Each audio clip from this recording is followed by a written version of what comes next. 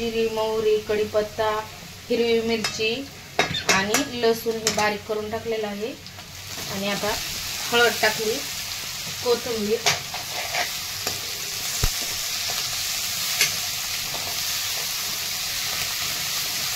आता हिंग टाकायचं आणि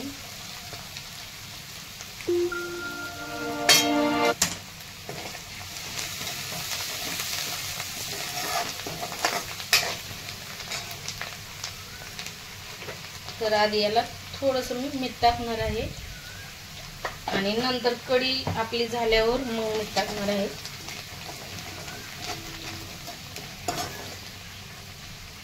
एक दही आणि बेसन पीठ मिक्स करून पाणी ओतून घेतलेलं आहे, टाकून घेतलेलं आहे।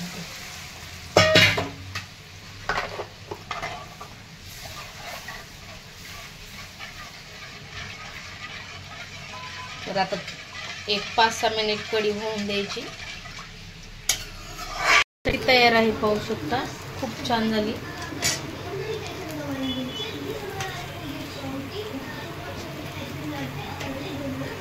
आवडली तर लाईक करा, सबस्क्राईब करा। एकदम सोप्या पद्धतीने बनवलेले आहे।